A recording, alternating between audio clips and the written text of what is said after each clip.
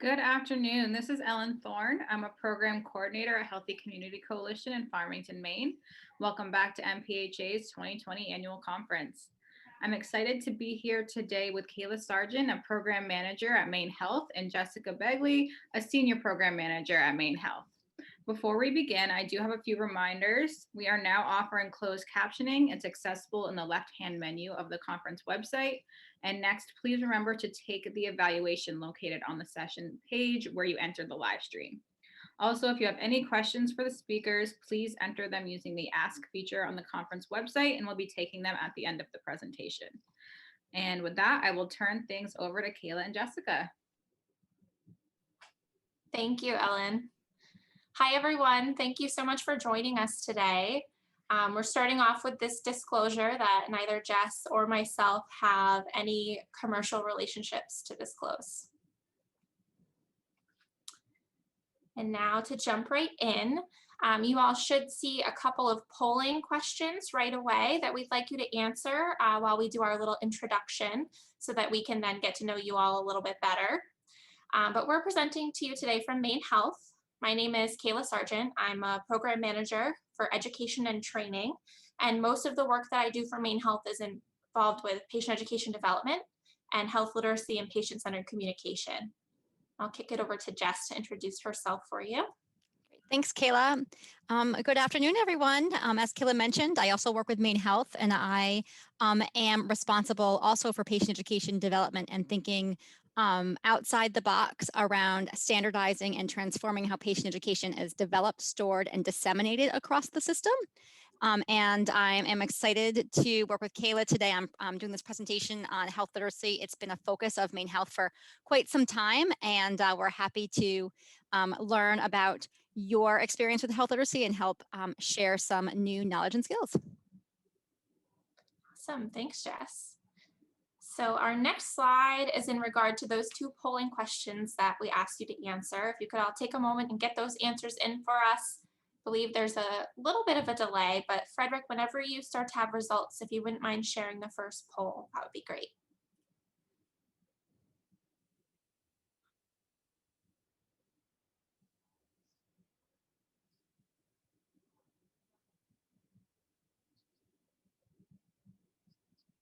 Okay, we can do that. We can talk all day. So our focus today is about health literacy and tying that in with social determinants of health, which is a big focus right now in our country, especially with COVID-19 and the pandemic, and health literacy ties into that. So if you have any specific questions about health literacy, please chat those in and we can get to those at the end. But our presentation is very general and basic. We don't intend to make you an expert in one day. There are whole college courses and degrees on health literacy in general. So we just want to give you enough to take some skills and tools to use in your everyday work life.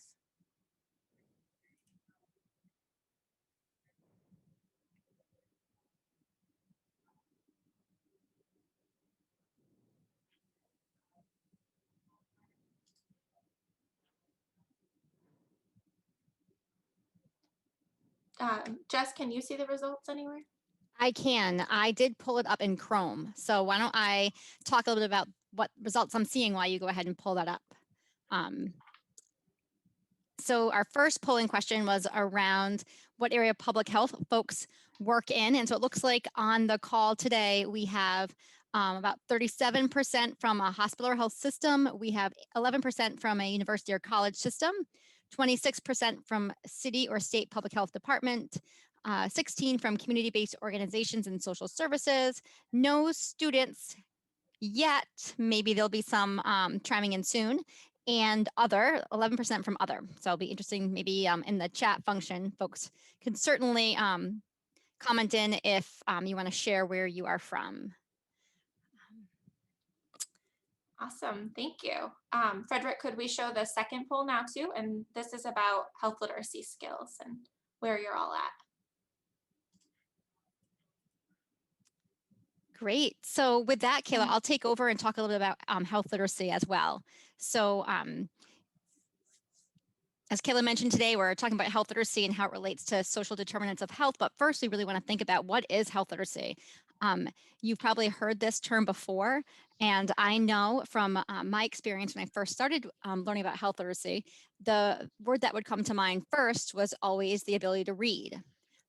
But we'd love to hear from you. When you think of the word health literacy, what do you think of?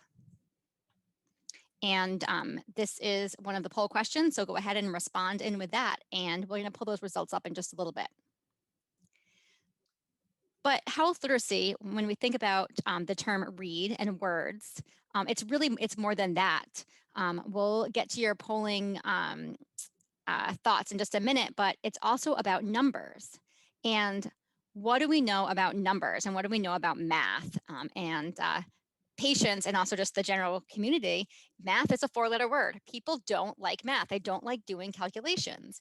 And the problem with math, especially as it relates to managing our health, is that the calculations, the request to do calculations hides in a lot of the language that we are using to educate our patients. I think we do have those results showing right now on the screen, Jess, for Perfect. our audience's health literacy skills and their confidence level. Perfect. And it looks So, like the majority of folks are a novice. great. Well, that helps us really understand that we can kind of start from the ground here when we think about your skills with health literacy. For those of you that say you're a pro, feel free to chime in with any chats if we miss an important point that you feel like we need to touch on. But this is great information. So we'll go back to that definition of health literacy, and what is health literacy, and what do you picture when you think about the words health literacy? So, and like I mentioned, many people think about reading, but there's so much more to health literacy. When you lift up the hood and think about the skills that individuals need to have in order to really fully be able to manage their health, we're asking them to do so much more than just reading. And as I mentioned, there's also math involved. You can see here on the screen some of the different examples of language that we often use when we're educating patients and having conversations with patients, where we ask them to do calculations that are hiding within words. Oftentimes, the patient may not even realize that there's math involved until they get home and they start to use this information, and then they may be stuck. So feel free to chat in if you have any other examples of education points, teaching points that ask the patient or the community to do math. All right, so I guess we didn't have a polling question on the what is health literacy, but I think we covered that. It's more than just reading. It's really about taking that information and being able to make calculations, make shared decision-making decisions about being able to compute and being able to use that information to manage your health. But this really is a polling question. This should be up soon. Frederick, if you can pull this up. Thinking about what you know now in that 2-minute description of health literacy, what percentage of adults do you think in America, in the US, have proficient health literacy skills? So all of the skills they need to fully be able to manage your health, their health. And these are English speaking or individuals that have identified themselves as English being their primary language. So we're not talking about patients that speak a different language.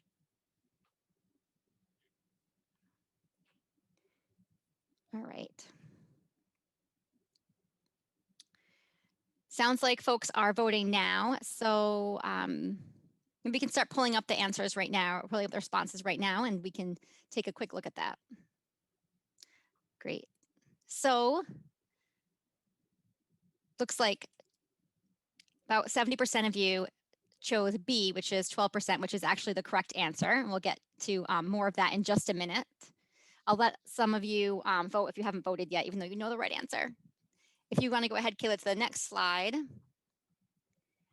So we listed those skills that folks need in order to be able to fully manage their health, those other health literacy skills beyond just reading. But it's more than just the patient or the recipient's capabilities that impact their health literacy skills. We're also thinking about the policies and the structure and the organization and really the complexity of the healthcare system that can really limit the patient or individual's ability to maximize their health literacy skills. And when we think about this, we're thinking about things like, has the leadership made health literacy integral to its mission and vision, their operations, their structures, policies, and procedures? Have they integrated health literacy into their operational planning, their quality improvement goals, and other measures? Have they prepared the workforce to be able to address health literacy and to know what this means for their patients and the individuals that they're serving, the communities that they're serving? Are they monitoring progress around this? Are they providing easily accessible information in a way that their patients and communities can understand? Are they addressing health literacy in high-risk situations? And Kayla already mentioned COVID and the crisis that we're going through with this. And I would say, when we think back, and currently in terms of the information that we're providing folks around COVID-19, we clearly see that there are some gaps in what we're providing in terms of allowing folks with limited health literacy skills to fully be able to manage their risk, reduce their risk, and maintain safe and healthy during this time. And then are we as an organization clearly communicating the health services that are available and the costs of those services? So at MaineHealth, we do strive to think about not just the health literacy of our individual patients in the communities we serve, but also as an organization, have we structured ourselves in a way that it's going to allow patients with limited health literacy skills fully be able to access services and manage their health. One of the ways that we do this, that Kayla and I are involved with, which we mentioned, is around the creation, development, and storage of patient education across our system. So you all, or 70% of you, probably more at this point now, voted for B, which was 12% of the population being proficient in health literacy skills. And Kayla, if you want to just slide through all of those, we can pull them all up. There we go.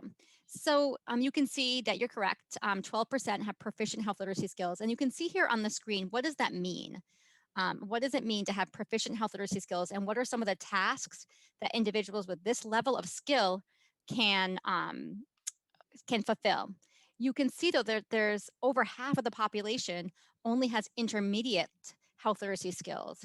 And this means that they can do things like reading a food label, measuring or having amounts, using scales and medical devices. So that means that folks in the below basic, that 14%, and the basic category, 22%, struggle with things like reading a food label or using their medical devices.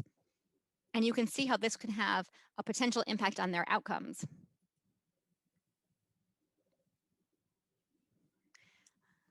So what are some of the impacts of these limited health literacy skills or an organization that's not set up to really empower and assist individuals with these health literacy skills? There's poor health outcomes. There's poor patient experience outcomes.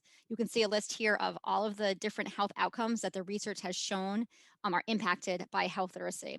It has a huge impact on cost for both the patient, but also the community and the healthcare organization. Unnecessary costs, unnecessary medication. It impacts their patient experience, and it impacts their clinical outcomes. And what I think is particularly interesting about health literacy is the research shows that individuals with lower health literacy skills actually have a poorer perception of their own health status.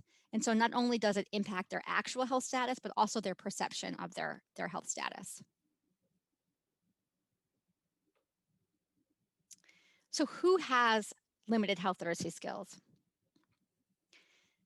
So this is really a trick question because you can't tell by looking at someone that they have limited health literacy skills. There are certainly some red flags, which you can see here in their behavior and how they're interacting with the healthcare organization, but you really can't tell just by looking at someone.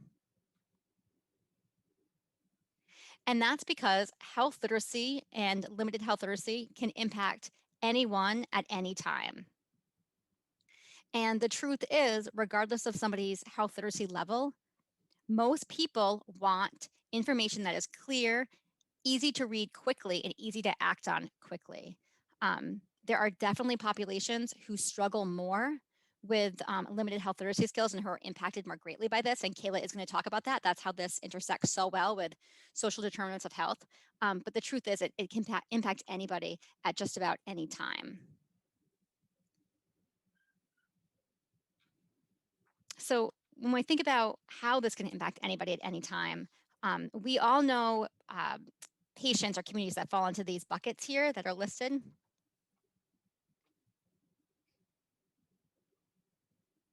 And Kayla's going to address some of these directly, but I wanted to tell you a little bit about a story for myself. So when we think about individuals who may not on a day-to-day basis be impacted by limited health literacy, we think about our population when they are sick or injured or in pain, rushed, stressed. We probably could all place ourselves in one of these situations. I remember when I had my first child, I had a newborn, I was in the postpartum unit of the healthcare system that I was actually a manager in. I was a manager on that unit. And so I knew the information. Think about, I was kind of text educated in that content area. And there was kind of the assumption that, well, Jess teaches patients. She knows what she's teaching and she knows the information. And so we maybe don't have to teach her in the same way we might teach somebody else who we assume would have a lower health literacy level. The assumption was that at that time, I knew the content area and I had a high health literacy in that area. But if any of you are new parents or have friends who are new parents, after you have a baby, your brain is kind of like just wiped kind of clean. There's a lot of stress, there's exhaustion, and it's such a huge change that your health literacy skills are really impacted. And it's like this with the experience of having a baby, but it's also like this for clinicians, professionals, highly educated individuals in just about any stressful situation, whether they're the patient or they're caring for a loved one who is the patient. Just because you make the assumption that they are educated or they are successful tradesmen doesn't mean that they at that time are going to have high health literacy skills. I like to think about, I could pull out a neurosurgery textbook and I could read that textbook. I could read every word out loud. I may not pronounce things quite right, but I could read it, but I could never do neurosurgery. I could never perform neurosurgery. And that's what it's like for many patients. They may be able to read the information, but it's all those other skills that we listed on that one of those first slides that they really struggle with. And so just the ability to read the information doesn't necessarily mean that they're going to have the ability to fully manage their health with that information. Thank you, Jess. I'm going to shift gears a little bit and jump into the relationship with social determinants of health and what that looks like for health literacy and how that plays out in Maine. So these characteristics that you see on the screen here, these are all social determinants of health. They're also predictors of health literacy. So the thread that's weaving all of these things together with health literacy are that these influencers, these barriers, are also barriers that limit access to healthcare and jobs that provide insurance, education, transportation, and they serve as confounding factors. You may find subgroups of people with multiple factors that influence their health literacy and their social determinants of health. So in Maine, these are just a handful of data points for you, but we're looking at poverty in our population at 11%. And so for a number of people, that means 146,519 people are affected by poverty. For age, we're looking at 21% of our population is over the age of 65. So that's 284,973 people. People with a disability, there are 10% of our population with a disability. That's 146,519 people. And then when we look at education, we're looking at people over the age of 25 with less than a bachelor's degree, and 69% of our people over 25 have less than a bachelor's degree. And all of these factors are influencing their health, and they're directly influencing their health literacy level and their skills to manage their health. And so all of this is intertwined, and you could look at it like a circle or like the chicken and the egg, what comes first? But it really comes down to our system as a society and what people have access to and how it's a ripple effect and it plays out in all areas of their life. So we wanted to get you all practicing some skills and introduce to some tools that you can use in your professional life and your personal life, in some cases, to help with improving health literacy in our communities. So the first tool that we wanted to share with you all is that plain language takes practice. A lot of things to do with health literacy takes practice. The more you do it, the better you get at it. And if you're trained in the healthcare world or the public health world, we all get trained in a certain language. And we learn in this language and we talk to our colleagues in this language. And so when we're talking to the community or people who aren't in the healthcare or public health world, we have to do immediate translation for them into plain language, into terms that resonate with them, that they would use. We call it living room language, that they'd use in their everyday life. So in order to do that on the spot and every time, it takes a lot of practice. And one of the things that we tell our physicians to do is to practice with plain language first. Swap out normal words, words that are normal for you in medical care, into plain living room language for your patients. So what we want you all to do right now is to go into the chat and as quickly as you can, preferably without having to look it up, because that's the best practice, but look it up if you need to. Define laparoscopic in a term that you might explain to your mom or your sister or your brother, your neighbor. So take a couple minutes and enter that in, and we'll come back to these. We're going to loop back to your terms at the end. So if you need a little bit of time to think about it, that's fine. Take your time and enter it in when you can. The second term that we would like you to take a look at is subarachnoid hemorrhage. And these terms are directly out of ICD-10 codes. So those are diagnoses commonplace for physicians and people in medical care to use and recognize, but not at all common for the normal community member. And I will say, I work in medical care and I had to look up subarachnoid hemorrhage for sure.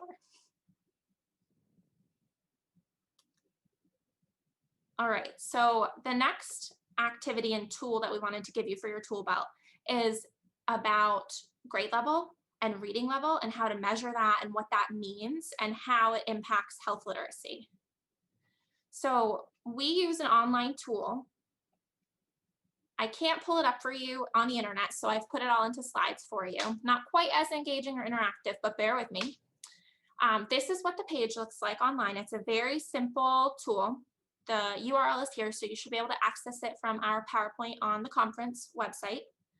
What you do to use a reading level tool is take your content and copy and paste a small bit of content from the beginning, middle, and end of your piece of education.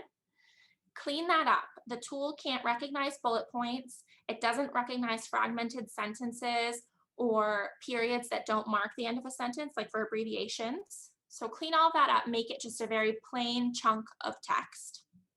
And then you click process to get your results.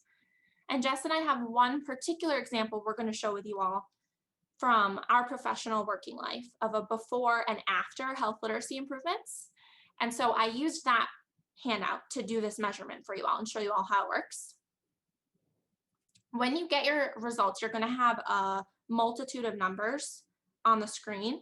What those numbers mean are the word length, so the number of characters in each word, and the sentence length, so the number of words in each sentence. And you want to focus on aiming for the Flesch reading ease scale. There will be a few different scores, a SMOG score, and we highlighted what you should look for scores, 7 or 8 for the SMOG, or for the reading ease, higher than 70 is ideal. And then you can check out your words per sentence and your syllables per word, and there's a good goal. But at MaineHealth, we focus on the Flesch reading ease scale because we can translate that into a grade level. And for physicians, that's what they recognize, and that's the metric they like to go for. So it's easy for us when we're conversing with physicians about reading level to use a grade.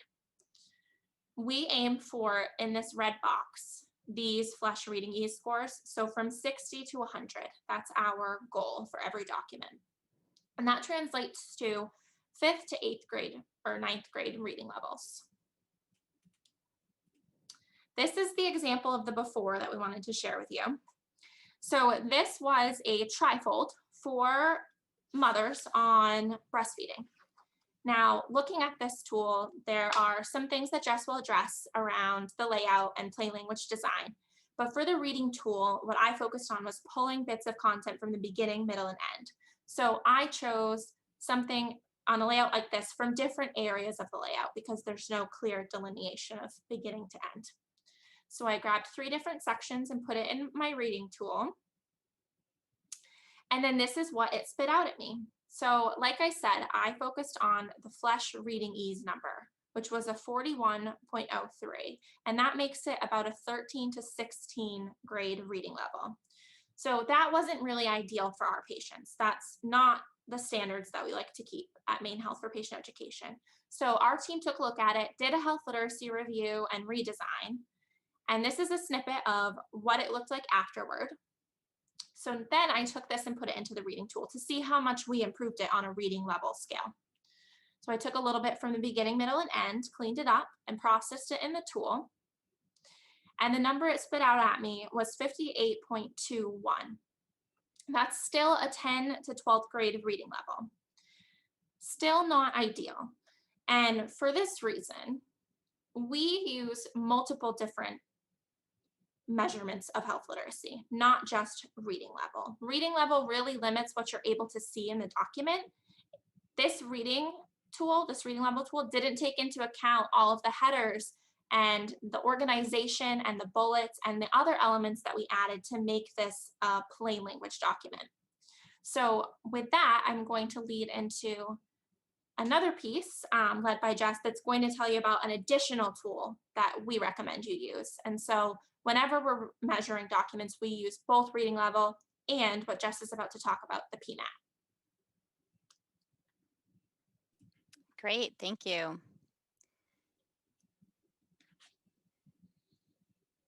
And Kayla, I have access to the results. You want me to pull up the results right now and list off some Sure, examples yeah. that folks had? Okay.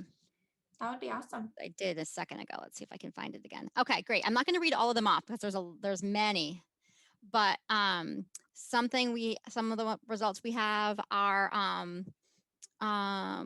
surgery done with only small cuts in the skin using images that guide the surgeon. I like that one. Minimally invasive surgery, which is still, it's better, but still some big words in there. Small cuts that will be used to perform the surgery instead of larger cuts. Then some of the other examples we had for our second word are brain bleed, bleeding under the skull. We have a lot of brain bleeds, a lot of surgery done through a small cut. So I think you guys gave some great examples there. And your experience was probably that it's difficult. And sometimes you have to use more words that are easier to understand. But it's more than what you initially had. And that's some of I guess, questions that folks have for us when we do this work, when we start to think about improving the readability of a piece of content. Clinicians are often afraid to use more words to describe something that's only 1 to 2 words, but sometimes you do need more words to make something more understandable for the patient. So, okay. So now, Kayla, if you want to move forward to, yes, another tool. So as Kayla mentioned, the reading level of a piece of material is only one piece of the puzzle that tells a story about how easy or how accessible the content is going to be for the patient. There's so much more. The reading level is often referred to as the plain language. That's that living room language, but there's also another concept called plain language design. And this is taking it further than just the actual words and the content, but thinking about how that content is organized, how it's structured, the flow, whether it's intuitive and makes sense to the reader based on what they feel is most important, what is most important to the clinician, what we really want them to walk away with, and by how the reader might scan information. We know most people are busy and they're not reading things word for word from the beginning to the end. How many times do you pick up something that's nonfiction and you read it word for word, right? You look at the table of contents, or you skim through the book and find what you're looking for. And patients do the same thing with patient education. So this is another tool that we use called the PMAT, and it takes a step back and looks at the bigger picture. Now, if you go to the AHRQ website, you can find the full PMAT. You can Google PMAT. It Now I should remember exactly what it stands for, but I'm not going to remember the acronym. Patient Education Material Assessment Tool. And there's actually a PMAT for print materials, and that's what we're looking at here. But there's also a PMAT for audio visual materials, which would be things like interactive tools or videos or audio files. So we're going to look specifically at this tool because our material that we looked at, our example, is print material.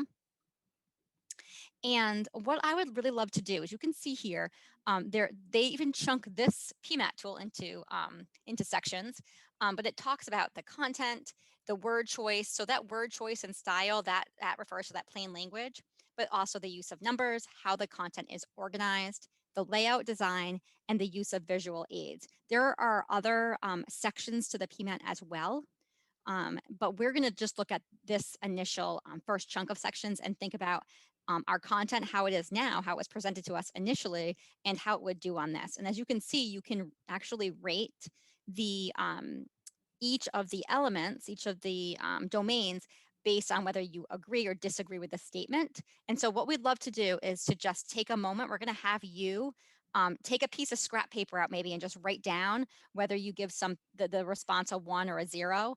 And I'm going to read through the questions. Kayla's going to pull up the visual again so that we can see these. So let's pull up this. And I'm going to go ahead and read through each of the questions. Sorry, I thought I was having somebody sneak in over here behind me. I hear my door opening back there. Okay, so we are going to start with the content. I'm going to read through. You give it a 0 or a 1, and then I'm going to ask you at the end what your total score is. So does the material makes its purpose completely evident? So when you look at this, is the purpose completely evident at first glance? The material does not include information or content that distracts from its purpose. So those are the first two questions. Is the purpose evident? And is there information that distracts from the purpose? The material uses common everyday language. So a 0 for disagreeing and a 1 for agreeing. Medical terms are used only to familiarize audience with the terms. When used, medical terms are defined. So disagree is 0, 1 is agree. The material uses the active voice. And one way to tell if something is active, for those that struggle with it, I know I do, is when you read the statement, can you tell who is actually doing the action? Is it clear whose responsibility it is? Now we're moving to under the use of numbers. Numbers appearing in the material are clear and easy to understand.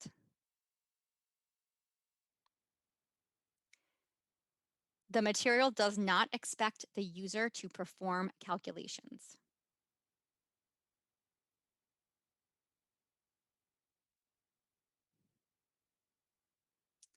All right, now we're going to move on to organization, and remember, a 0 for disagree and a 1 for agree. The material breaks or chunks information into short sections. The material sections have informative headers. And a good way to tell if something is informative, if you skimmed it, does it tell you clearly what is in that section? They should be like aisle markers in the grocery store. The material presents information in a logical sequence. And you might be saying, well, this is a trifold and it's laid out flat, not like a trifold. That's one of the drawbacks of trifolds, is that you don't know how the reader is going to open it, in which order are they going to open it, and in which order are they going to read the columns. The material provides a summary. Now, for this particular question, for many of them, there is an option to put NA. This is what we probably would consider a short material, so maybe NA would be appropriate. The material uses visual cues like arrows, boxes, bullets, bold, larger font highlighting to draw attention to key points.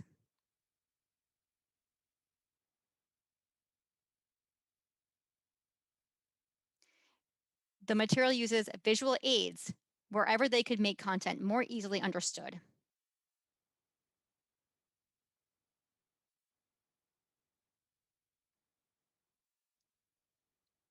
And you might ask yourself, are these visual aids making the content more easy to understand or less easy to understand? So something to think about. The material's visual aids reinforce rather than distract the content. 0 for disagree, 1 for agree. The material's visual aids have clear titles or captions. The material uses illustrations and photographs that are clear and uncluttered.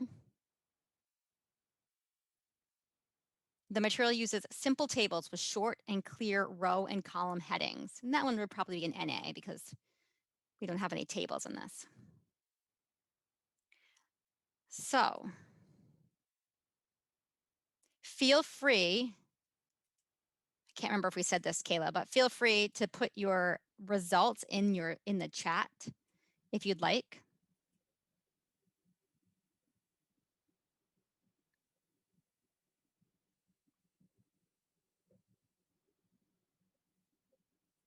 And I'm going to pull up the chat and see if anybody. I don't think I can pull it up.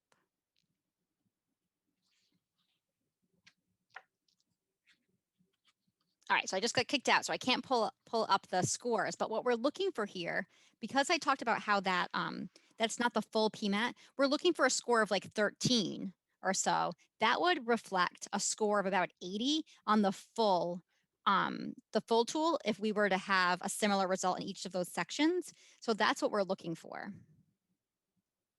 Kayla, are you able to pull up any chats? I just refreshed the chat page, but I'm not seeing anything. Okay, so we'll move along. We'll keep going. We'll take a look back at that chat and see if folks chime in. But we wanted to show you a snippet of the final after we went through this material and made our improvements. And so our team went through the content and really stripped it down to think about what the most important message is. I just got a note from Ellen. She said someone wrote in that they got a 9. Okay. All right. So Kayla, do you want to pull up the next slide for me? Sure. Perfect. Okay, so here's just a snippet. So these are just snippet screenshots of the final result, not the full result. And so we wanted to just show you, we're not going to do the tool again using this, but we do want to tell you a little bit about, I actually did the results and I came closer to a 12. Of course, there with our final results. So 12 or 13, depending on how many of the NAs I picked, based on that particular clip it. But what you didn't see is that with the rest of the tool, there were some other things that we were really able to improve with this material that impact the total score. So I'm going to just tell you a little bit about what we did with this material. You can probably tell right away, just from reading the title, is we really tried to call out what was most important about this material and make it clear. If you remember, the original document was the best way to healthy breastfeeding. And if you were a pregnant woman or a mom or somebody who was caring for someone in that situation, and you saw that the best way to healthy breastfeeding, it doesn't really tell you, do I need to pick this up? Does this relate to me or my loved one? But when you see this, it's clear that this content relates specifically to this topic area. It's much more clear and evident.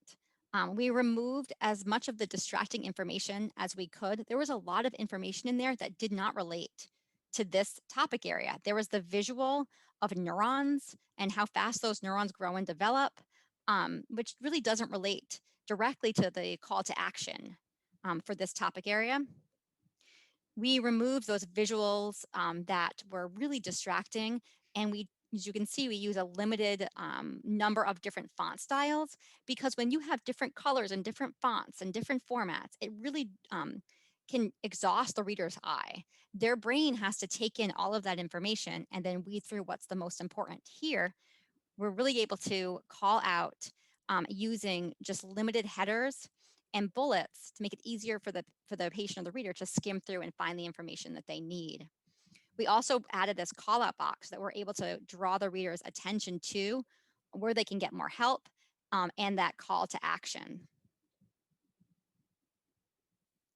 And then overall, the tone, we really tried to turn the tone away from being punitive to being negative to being a little bit more supportive, because we know about this time and this situation, it's challenging.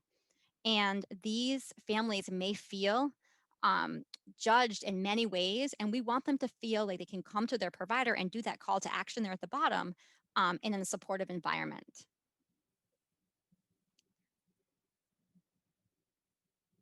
So with that, I'm going to go ahead and turn it back to Kayla, who's going to talk a little bit about, I don't know if you want to pull up some more results, Kayla. I think we covered that well, but move on to teach back.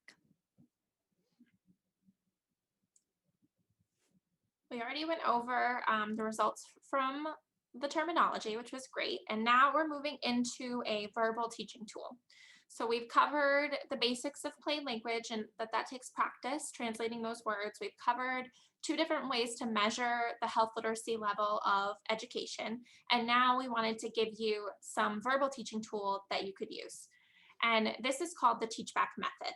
And I'm just going over the basics of it. This is another method that really takes practice. The idea of teach back is that after a verbal teaching session with a provider, you check in with your patient and make sure that they took from that conversation what you want them to, that they got your main messages, that you did a good job teaching those points. So to do teach back, you would chunk your information up into 2 to 3 main points and limit it there for each section of the conversation. Don't try to teach more than that at one time. And then you check in with the patient and ask them to teach it back to you in their own words so that you can tell what they really understood from it, what they took. And if what they repeat back to you is not what you intended, then you teach it back in a new way. So that might mean bringing in a different modality, changing your verbiage, and just changing your whole approach so that you are adapting to meet that patient's needs. And then you check in again. Some of the keys to teach back are the language and the delivery that you use to do it. So incorporating teach back in your everyday practice means being conversational, making sure that it's not a quiz of the patient, it's really a test of your teaching. And frame it in a way that is asking the patient to tell you how it fits into their life. So some examples that we use are, what will you tell your husband about the changes we made to your blood pressure medicine today? And then when the patient tells you that back, what they're going to tell their husband, you know if they got the main changes that you need them to.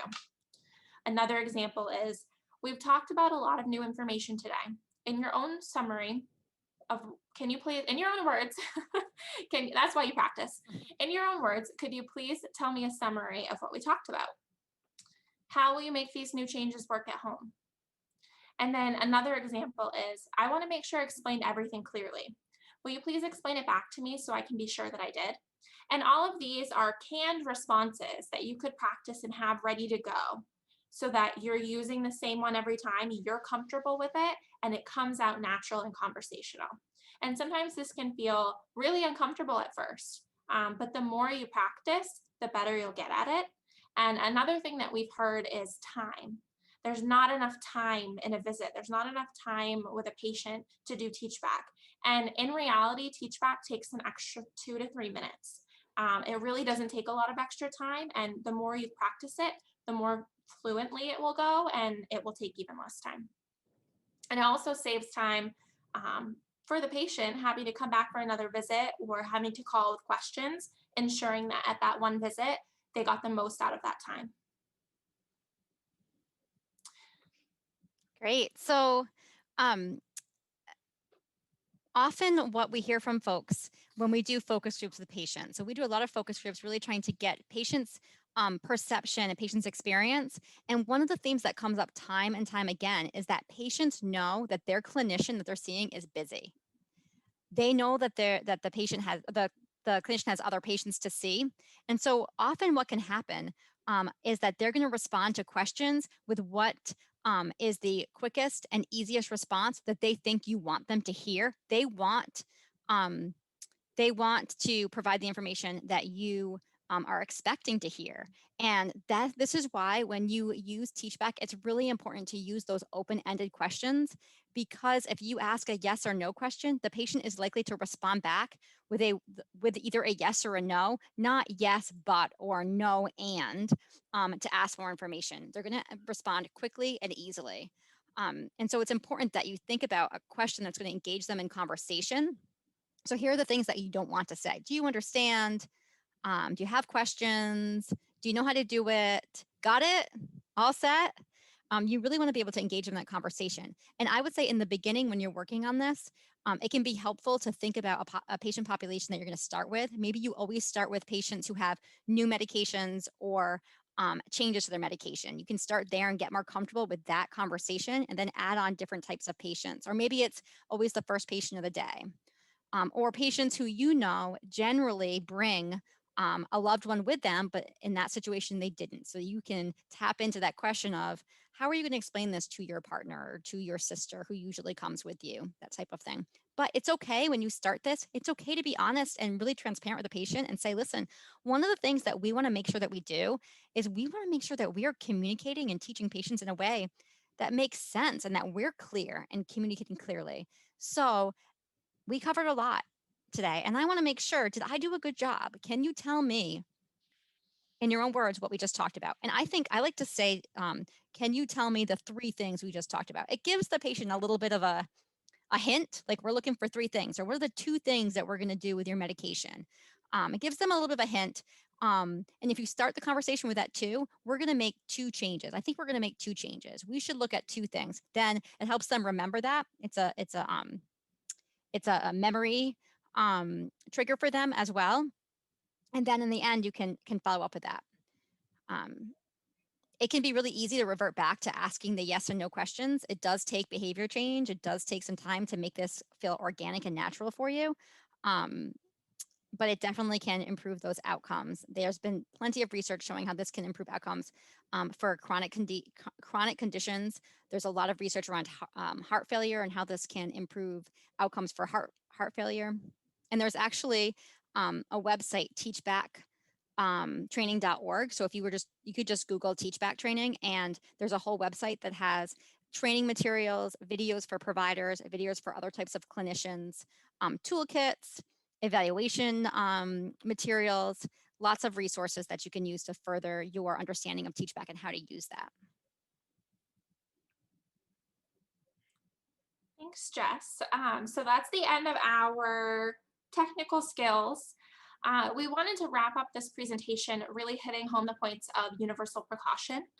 So you've learned some hard skills that you can bring into the real world. You've learned the basics of what health literacy is, what it looks like, and how it impacts everyone and interacts with social determinants of health. And so the key to health literacy is to use evidence-based approaches and tools to improve patient understanding so that they can manage their health, actively manage their health. And without being able to predict the health literacy level of any given patient, universal precautions is the way to ensure that you're reaching every patient and meeting their health literacy needs and being patient-centered in your approach. And we're right on time with 10 minutes for questions. So please comment in the questions box if you have any additional questions for us, or if you have any clarifying questions, or if you want to share a little bit about how this impacts your work. I'd love to hear. And Ellen, if you wouldn't mind, because I know you can see the chat box, if we get any questions, just please, if you could restate them for us so that we can address them. Yeah, so first, thank you guys for that presentation. It was super informative. I do have a question that just came through. It was about the breastfeeding information, and they were wondering if a graphic of some sort can make an educational piece like that more inviting for a patient. Yeah, I can address that if you want, Kayla. So yes, we like to use images that support the teaching message. So whenever you have the access to images that are going to really be able to aid in the teaching message, we do encourage you to use them. What we don't encourage folks to use is to use images just to make something look prettier, because um, even an image is going to take up cognitive space for the reader. And so, and also we want to limit the length of a document too, so that it's quick and easy to read. And so if you add too many images just to make something look prettier, quote unquote prettier, it takes up that cognitive space and the actual physical space on the handout. But if you can have images that are going to support the message, that's great. So for that particular image of that particular handout, I think we do have a picture on the final document that we did at one point of a woman breastfeeding. And so that made it a little bit more inviting. So you could clearly see by the image what the content area was. But there are a lot of different topic areas where images can be really helpful. So just thinking about breastfeeding, if it's a handout that's teaching a mom how to do the correct latch, you could have images of a correct latch. What you really want to focus on, again, is not just the images that support the teaching point, but that show what you want the patient to do, not what you want them not to do. We have seen handouts on eating a low salt diet for hypertension, for high blood pressure, and there's images of salt, like foods that have high sodium or salt shakers on them. And that sends the wrong message. If you just quickly look at that, you might think, oh, well, okay, salt's okay, because there's a picture of a salt shaker on there. Oh, look at all that canned soup in that picture. It must be fine to eat canned soup. Great, thank you. And then I had one question, and if anyone else has any other questions, please feel free to submit in the ask box on the conference website, but I do have one for you. So I know that this is like your wheelhouse in education is creating like educational materials that are health literate, but is there a way that providers or educators in the field can kind of screen for health literacy, knowing whether or not their patient is health literate? Because I'm assuming there's a lot of stigma that can go around in that area where a patient wouldn't want to share that information that they're not understanding. Yeah, Just you. yeah. Want me to jump in and then you can jump in, Kayla, because you may know some newer information. There's some research on this and we get this question often. But one of the difficulties in healthcare is that we ask patients a lot of information. We collect a lot of information from patients, then we don't actually do anything with it. So unless you fully intend to customize your teaching to that, and you have the tools to customize your teaching to that patient's individual health literacy level, we say don't ask. Just teach everybody in a way that's easy to understand. The patients that have high health literacy skills know how to access higher level health information. You can give them the tools for that too, where to go for more information. There is, I don't have the, but I can get it for you, Ellen. We can send it out to the group. There is a study that has found 2 questions. It was like a longer study with maybe 8 questions, but they narrowed it down to 2 questions that are able to accurately, for the most part, capture whether or not a patient has high or low health literacy levels. And the questions are specifically around like how many times or how often do you need help filling out health insurance forms? It's like, because that right there is really difficult to do. It probably casts a wider net, which is good and safe, because I know I struggle sometimes filling out health insurance forms. I struggle filling out, retirement plan enrollment forms. So forms are difficult, and that's a good way to be able to capture whether or not somebody might need a little extra help. One practice that we were doing some health literacy training for, they were in Southern Maine, and there was a new individual there, it was office staff, administrative support. And she was like, well, when any patient comes in, I don't even ask them if they need help with those new patient forms. I just say, hey, come on over. I can help you fill that form out. And the nice thing about that is it makes it the norm that, these are hard to fill out and health information is difficult to understand. So let's just make it easy for everybody. So Kayla, I don't know, do you have any other That pretty much covered everything I was going to say. I was going to mention the validated questions for screening. They do have those out there. And if you think about in the medical chart, you can start putting that in. But what they found is that physicians, if it doesn't say that they have low health literacy, if that patient didn't get screened for whatever reason, or the screening didn't happen, physicians may not teach to the level that they need. So it's better to just revert to universal precautions and make sure that every patient's getting the lowest level possible for access. Clinicians will often say, well, I don't want to use that language because I don't want to dumb it down for my patients, because my patients are smart. They're, they're nurses, or they're lawyers, or they're, bank tellers, and they, I don't want to dumb it down for them. But the truth is, you're not dumbing it down. You're just making it accessible. And it's not the language that makes a patient feel, it's not the language that changes like the tone and the feeling for the patient. It's how you communicate that information that changes it. And so others might say, well, yeah, I use health literacy skills. I just talk to the patient like they're in kindergarten, or like I'm talking to my first grader. That's what makes a patient feel like you're dumbing it down for them, because these are, for the most part, unless you're talking to a pediatric patient, you're talking to adults, and you talk to them like they're an adult. But you use language that that is common, and that is easier for them to digest, just like you were talking to somebody in your living room.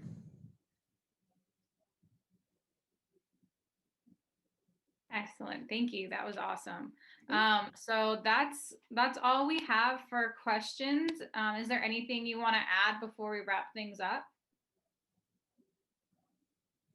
Just to say thank you all for attending. I feel bad we can't see you and interact with you. We tend to feed off the energy of the people we're talking to. So hope you all got something out of this and enjoyed it. And thank you for your time. And our contact information was provided. So if anybody has questions, or they're interested in learning more, they want to know what are some of the tools that we use here at MaineHealth, or some of the training tools that we use for our clinicians and educators, please feel free to reach out. We're happy to share. Great. Thank you again to both Kayla and Jessica for joining us. This has been a really excellent session. We really appreciate the work that you do and for joining us today. And thank you to all of our participants. Please be sure to complete the session evaluation. We will be back shortly with another presentation starting at 1:10 called Public Health Competencies, A View from the Field. And we would love to have everyone stick around. So thanks. Thank you.